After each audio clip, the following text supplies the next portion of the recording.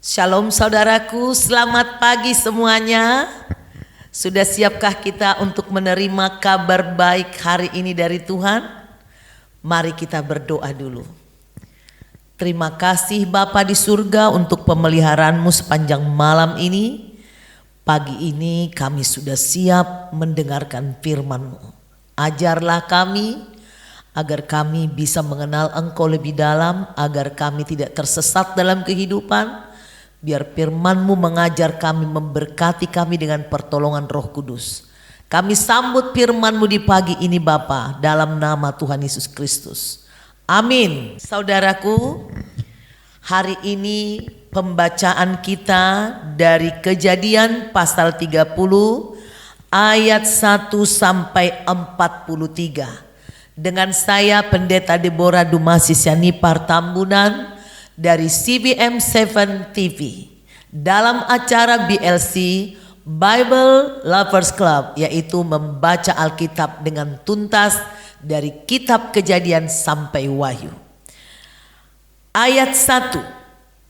Ketika dilihat Rahel bahwa ia tidak melahirkan anak bagi Yakub, cemburulah ia kepada kakaknya itu, lalu berkata kepada Yakub, "Berikanlah kepadaku anak, kalau tidak aku akan mati."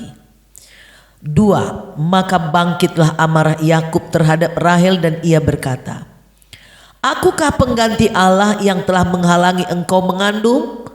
3. Kata Rahel, "Ini Bilha budakku perempuan, hampirilah dia, supaya ia melahirkan anak di pangkuanku dan supaya oleh dia aku pun mempunyai keturunan." 4. Maka diberikannya Bilha budaknya itu kepada Yakub menjadi istrinya, dan Yakub menghampiri budak itu. 5. Bilha mengandung, lalu melahirkan seorang anak laki-laki bagi Yakub. 6. Berkatalah Rahel, "Allah telah memberikan keadilan kepadaku, juga telah didengarkannya permohonanku dan diberikannya kepadaku seorang anak laki-laki. Itulah sebabnya ia menamai anak itu Dan." 7. Mengandung pula Bilha budak perempuan Rahel, lalu melahirkan anak laki-laki yang kedua bagi Yakub. 8. Berkatalah Rahel, "Aku telah sangat hebat bergulat dengan kakakku, dan aku pun menang." Maka ia menamai anak itu Naftali. 9. Ketika dilihat Leha bahwa ia tidak melahirkan lagi, diambilnyalah Zilpa budaknya perempuan dan diberikannya kepada Yakub menjadi istrinya. 10. Dan Silpa budak perempuan Lea melahirkan seorang anak laki-laki bagi Yakub. 11. Berkatalah Lea, "Mujur telah datang," maka ia menamai anak itu Gad. 12. Dan Zilpa budak perempuan Lea melahirkan anak laki-laki yang kedua bagi Yakub.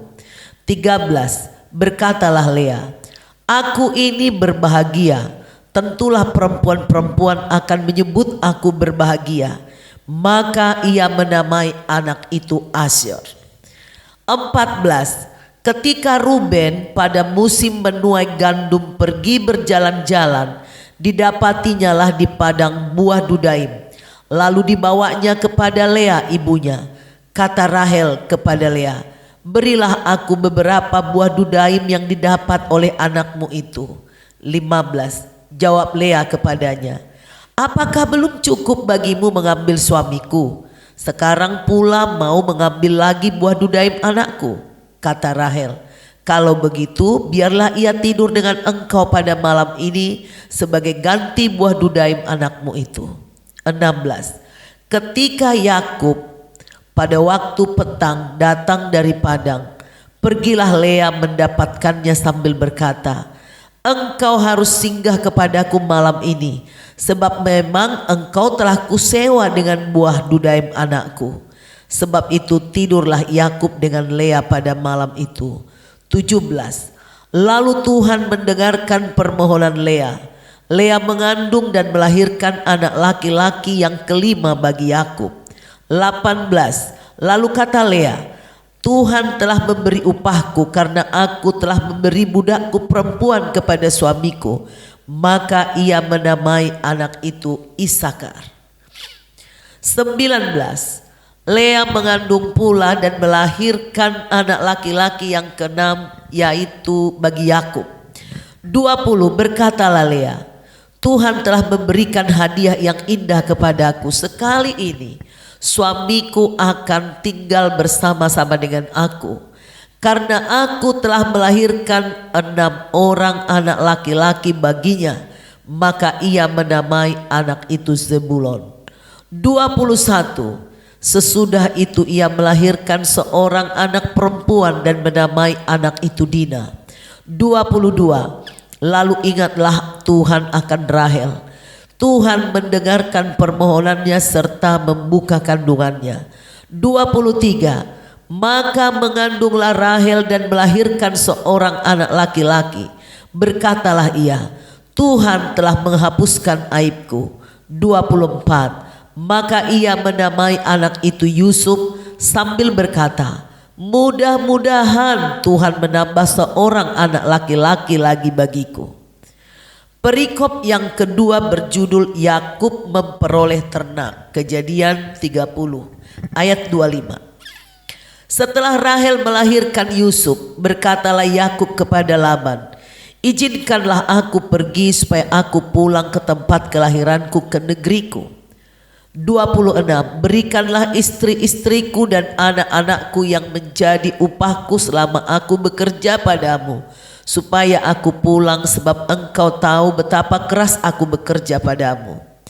27. Tetapi Laban berkata kepadanya, sekiranya aku mendapat kasihmu, telah nyata kepadaku bahwa Tuhan memberkati aku karena engkau.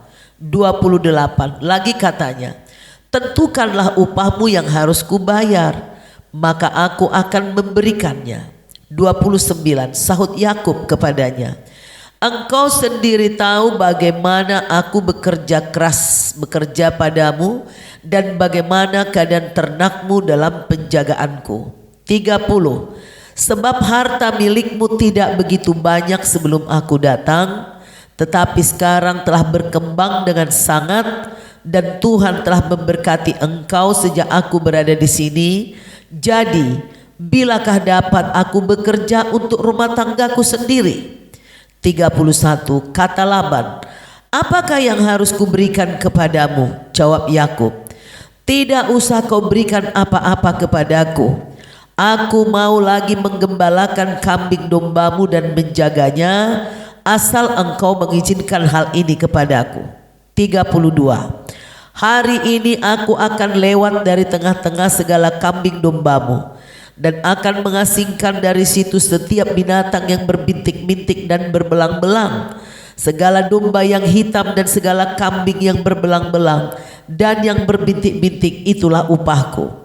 Dan kejujuranku akan terbukti di kemudian hari, apabila engkau datang memeriksa upahku.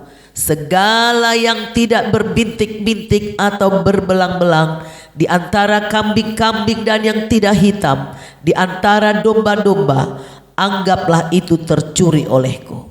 34. Kemudian kata Laban, baik, jadilah seperti perkataanmu itu. 35. Lalu diasingkannya lah pada hari itu kambing-kambing jantan yang bercoreng-coreng dan berbelang-belang, dan segala kambing yang berbintik-bintik dan berbelang-belang, segala yang ada warna putih pada badannya, serta segala yang hitam di antara domba-domba, dan diserahkannyalah semua itu kepada anak-anaknya untuk dijaga. 36. Kemudian Laban menentukan jarak 3 hari perjalanan jauhnya antara dia dan Yakub, maka tetaplah Yakub menggembalakan kambing domba yang tinggal itu. 37. Lalu Yakub mengambil dahan hijau dari pohon hawar, pohon badam, dan pohon barangan. Dikupaskannyalah dahan-dahan itu sehingga berbelang-belang sampai yang putihnya kelihatan. 38. Ia meletakkan dahan-dahan yang dikupasnya itu dalam palungan dalam tempat minum kemana kambing domba itu datang minum, sehingga tepat di tempat kambing domba itu. Adapun kambing domba itu suka berkelamin pada waktu datang minum. 39. Jika kambing domba itu berkelamin dekat dahan-dahan itu, maka anaknya bercoreng-coreng, berbintik-bintik dan berbelang-belang.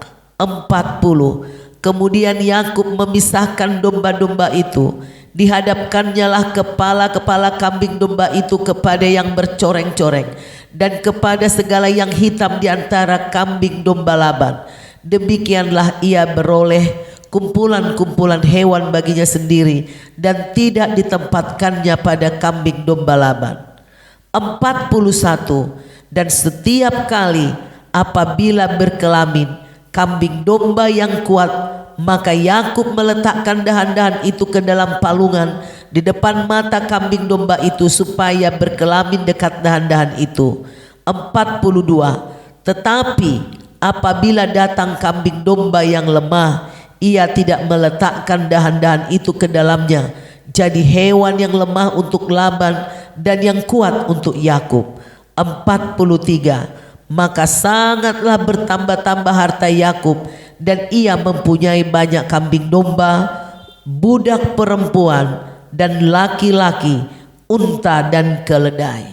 Demikianlah saudaraku pembacaan firman Tuhan dari Kejadian pasal 30 ayat 1 sampai 43.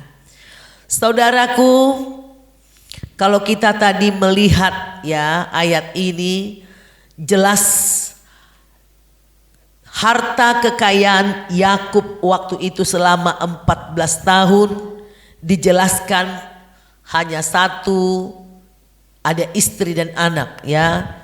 Istri pertamanya yang bernama Lea, anak dari Laban dengan 6 orang anak, yaitu Ruben, Simeon, Lewi, Yehuda, Isakar dan Zebulon. Lalu istrinya yang kedua yang bernama Rahel yang sangat dicintainya dengan 2 anak, yaitu Yusuf dan Benjamin. Kemudian budak yang menjadi istrinya yang bernama Bilha yang dia terima dari Rahel, budaknya Rahel, dengan 2 anak yang dilahirkannya adalah Dan dan Naftali. Lalu dari Silpa budaknya Lea dia dapat 2 anak yang bernama Gad dan Asyer. Nah saudaraku, pasal 30 ini menjelaskan kepada kita bahwa Laban ini seorang yang tamak dan tegaan. Bayangkan saudaraku, Yakub adalah keponakannya sendiri, dijadikan mantu. Setelah Yakub di situ, Laban mengakui bahwa kehadiran Yakublah yang membuat dia diberkati. Tapi dia bisa tega tidak memberikan harta kepada Yakub, padahal di situ ada anak-anak kandungnya, anak perempuannya. Ada banyak juga dalam kehidupan ini saudaraku, ya mertua-mertua yang raja tega dengan anak-anak mantunya. Ya suka dikerjain, bukan dibantu, diomelin. Apalagi misalnya waktu nikah itu keadaan tidak seimbang. Banyak mertua-mertua yang menindas terlalu pedas dan kejam kepada anak mantu. Supaya ini tidak kita tiru, ini sesuatu yang dibenci oleh Tuhan. Seharusnya anak mantu kita pandang seperti anak kandung kita sendiri, karena dia adalah suami daripada putri kita. Kalau dia berhasil, kita dukung, anak-anak kita pun bisa bahagia. Nah ini saudaraku, jadi Yakub waktu itu selama 14 tahun cuman punya harta manusia, ya itulah anak dan istrinya tadi. Padahal Yakub ini seorang yang rajin dan pekerja keras, juga cerdas, ya. Kemudian dia minta pamit kepada mertuanya. Kapan lagi saya mau bekerja untuk rumah tangga saya? Jadi dia ngomong sama mertuanya, tapi mertuanya akhirnya mengatakan, oke, kamu bekerja sesuai dengan upah yang ditentukan oleh perjanjian Yakub terhadap Laban. Sebenarnya dalam perjanjian ini tidak menguntungkan Yakub, karena dia meminta sesuatu yang sebenarnya jarang terjadi di dalam ternak ini. Tetapi Tuhan melihat penindasan, pemerasan yang dilakukan Laban, ketidakadilan Laban, kekejaman Laban kepada mantunya. Sehingga Yakub dengan kecerdasannya diberkati Tuhan. Dia berhasil melakukan kawin silang yang mendatangkan keuntungan yang besar sehingga hartanya bertambah-tambah banyak. Saudaraku, jangan kita pernah percaya bahwa karena lewat kecerdasan kita diberkati. Bukan, saudaraku.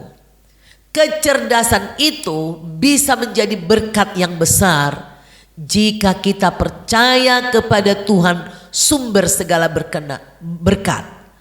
Perkenanan Tuhan kepada Yakublah yang membuat dia diberkati.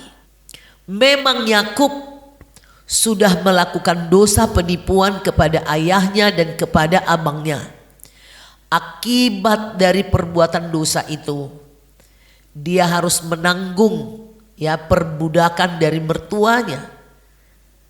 Nah, memang Yakub sudah terpilih menjadi pewaris berkat. Namun saudaraku, anugerah yang diberikan Tuhan kepada Yakub tidak mengabaikan tanggung jawab. Jadi hati-hati, jangan berpikir kita sudah ditebus oleh darah Yesus, kita sudah diampuni berkat Tuhan atas kita, lalu kita hidup seenaknya, tidak peduli kebenaran, kesucian, kekudusan. Ya, orang Kristen memang tidak mengenal karma. Ya, karma adalah sesuatu yang sudah secara otomatis dibalaskan.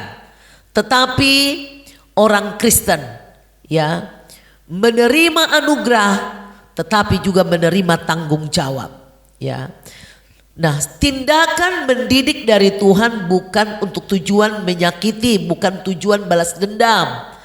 Tapi seringkali didikan dari Tuhan itu untuk meningkatkan kualitas iman orang percaya. Ya, Israel yang tadinya Yakub menjadi Israel, ini adalah orang yang belajar taat kepada Tuhan. Ya, kita tahu ini saudaraku bagaimana hebatnya nanti Israel ini, dia bisa bergumul dengan Tuhan, dengan malaikat Tuhan. Kita harus sadar saudaraku, siapa yang mengendalikan hidup kita. Ya, seringkali orang seperti Laban ini yang rakus ini, dia dikendalikan oleh harta, kekuasaan sebagai mertua. Ya, ada banyak orang mengendalikan orang dengan hartanya, ada juga dengan kekuasaannya. Ya, di kantor-kantor banyak yang akhirnya dengan kekuatan memecat, menurunkan pangkat seseorang semena-mena. Ada karena akal budi, ada karena ilmu pengetahuan. Sekarang ada yang mengendalikan orang kebanyakan medsos, gadget. Ya, nah saudaraku, jika kita memilih Tuhan pengendali hidup kita, harusnya kita tahu bagaimana bersyukur. Ya, harusnya Laban bersyukur punya mantu yang baik, pekerja keras, rajin. Ya, saya baru belajar jadi mertua baru 1 tahun lebih. Saya punya mantu. Saya belajar, tidak mudah juga, tidak langsung enak saudaraku.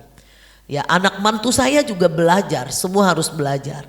Tapi ingat, seorang mertua harus hormati hak mantunya, hak anaknya, hak putrinya. Seorang mantu juga harus menghormati hak mertuanya, ya, hak ibu atau ayah dari istrinya. Ini penting, ya, saudaraku.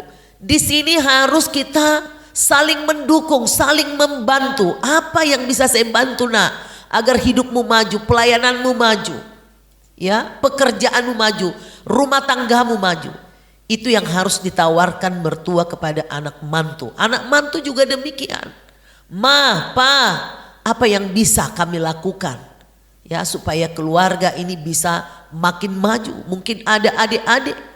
Nah, ini saudaraku harus terjadi saling, ya, memperdulikan, saling memahami, saling menolong, saling menghormati. Dan kita harus hormati hak rumah tangga daripada anak-anak kita. Gak boleh seorang mertua memeras, ya, anak mantunya.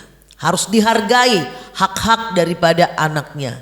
Demikian juga seorang anak mantu jangan sampai juga tidak tahu syukur, tidak tahu hormat kepada mertuanya. Saudaraku, Tuhan memberikan tadi ide kawin silang yang dilakukan oleh Yakub itu berkat semata dari Tuhan agar Yakub yang tertipu ini mendapat keadilan supaya dia dapat untung. Jadi kawin silang ini berhasil bukan karena kecerdasan Yakub, tapi ide itu adalah ide brilian dari Tuhan, diberkati Tuhan, sehingga Tuhan itu mampu mengubah air mata Yakub menjadi mata air berkat, mata air sukacita, mata air kegirangan. Saudaraku, Laban sesungguhnya adalah orang yang tidak tahu bersyukur.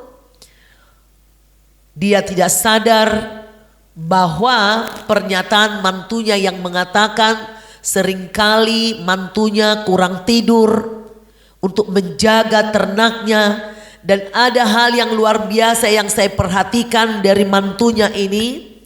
Dikatakan di sini di Kejadian 17, dia adalah seorang yang hidup benar di hadapan Tuhan. Kemudian saudaraku, Yakub ini punya gairah, ya, untuk menomorsatukan Tuhan. Dia selalu jujur, ya, di dalam hal ini, dalam pekerjaannya ini. Dia bertanggung jawab, maksud saya. 3, Yakub punya iman kepada Tuhan, jadi dia tidak bersungut-sungut walaupun dia kelelahan, tapi dia penuh harap bahwa Tuhan pasti menggenapi janjinya.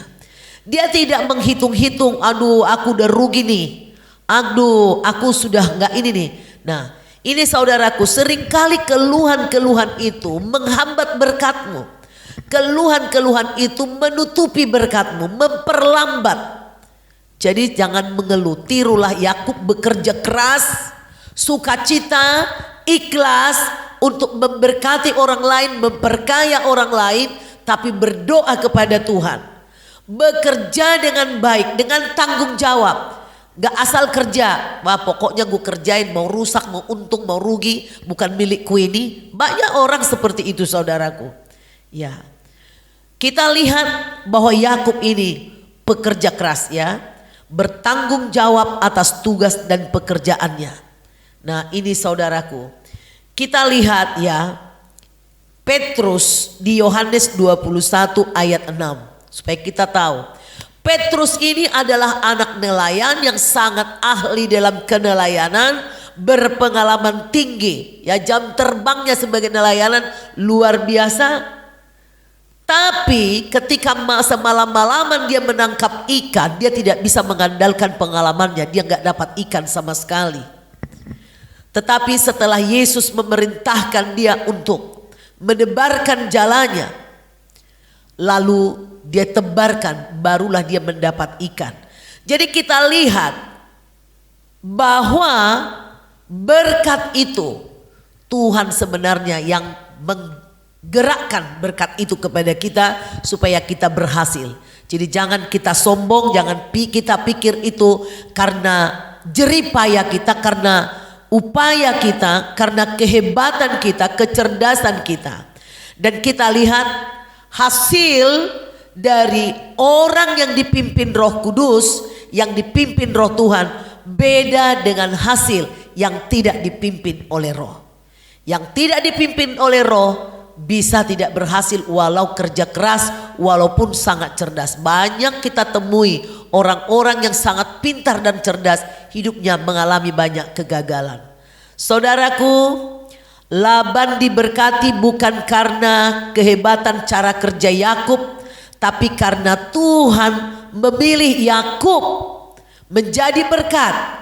Dan dia tidak bersungut-sungut. Jadi kalau saudara mengusahakan membantu orang lain, lalu usaha orang itu berhasil, jangan iri.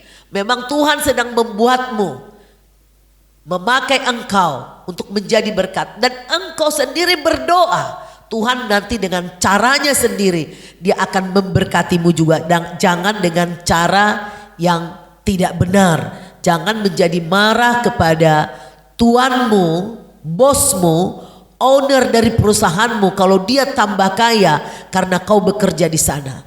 Berkati orang di mana kau bekerja dan minta kepada Tuhan supaya kau juga dikasih berkat. Jangan dengan cara yang tidak benar, jangan dengan cara menipu, membohongi pemimpinmu atau pemilik perusahaan di mana saudara bekerja. Karena berkat terjadi bukan karena siasat manusia, bukan karena kecerdasan manusia. Hasil kecerdasan manusia sangat terbatas, tapi berkat itu terjadi karena Tuhan berkenan kepadamu. Kepada seseorang yang dipilihnya, dia bertanggung jawab dan dia pasti menepati janjinya. Carilah perkenanan Tuhan. Demikian saudaraku, bahwa Yakub adalah orang yang berkenan di hadapan Tuhan, meskipun dia melakukan beberapa kali masalah, yaitu menipu ayah dan menipu abangnya karena diajar oleh ibunya. Tapi ingat, Tuhan memberkati kita, tetapi dia lebih dahulu memperbaiki karakter kita. Mari saudaraku, perbaikilah karaktermu. Jika ada yang salah, datanglah kepada Tuhan. Tuhan akan memberi kekuatan juga kepadamu untuk berubah. Dan saya percaya dalam setiap pertobatan ada upah yang menanti. Dan hiduplah kerja keras, jerih payahmu tidak sia-sia. Jadi bukan kita bertobat terus kita tidur-tidur. Walaupun ada perkataan tidur pun kita diberkati, bukan berarti Tuhan senang pemalas. Maksudnya berkat itu akan melimpah-limpah setelah kau seharian kerja keras, pada malam istirahat. Berkat itu akan dialirkan oleh Tuhan jika engkau mengandalkan Tuhan dan mencari Tuhan seumur hidupmu.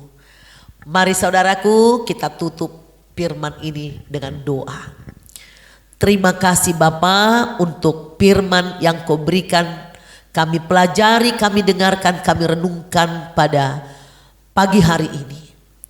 Kami percaya Tuhan, Kaulah sumber segala berkat. Ampuni kami jika kami mengandalkan siasat kami. Ampuni jika kami pernah menipu orang lain. Ajari kami tidak mengandalkan kekuatan kami, kecerdasan kami. Ampuni kami jika kami pernah mendewakan apapun yang ada di dunia ini. Tuhanlah sungguh sumber berkat, kami akui. Oleh karena itu kami menengadahkan tangan kami dan hati kami, berharap kepadamu. Tuhanlah sumber berkat kami. Berkati kami hari ini, kekuatan dan kesehatan, pertumbuhan iman kami kau berkati. Juga apa yang kami kerjakan kau berkati. Tuhan membuat semua yang kami kerjakan berhasil. Terima kasih Bapa. Hari ini kami mau beraktivitas. Bersama Tuhan kami sukacita, bersama Tuhan kami sehat, bersama Tuhan kami meraih kemenangan. Janjimu kepada kami, tidak ada satupun yang gagal. Tuhan pasti menepati. Kami adalah anak-anak Abraham, Israel rohani. Maka berkat-berkat yang kau janjikan kepada Abraham, Ishak dan juga Israel menjadi bagian kami. Di dalam nama Tuhan Yesus Kristus kami percaya, Kami adalah anak-anak Tuhan yang diberkati. Haleluya. Amin. Saudaraku, demikian dulu pertemuan kita dalam pembacaan dan pembahasan Kejadian pasal 30 pagi ini. Sampai jumpa besok pagi. Jangan lupa saudara buka kembali di YouTube. Saudara lihat di situ, klik CBM 7 TV atau CBM 7 TV. Dan jangan lupa like, komen, dan juga share kepada orang. Ambil bagianlah saudaraku di dalam firman Tuhan ini. Ya, ambil bagian memberitakannya untuk melakukan amanat agung. Tuhan Yesus memberkati. God bless you.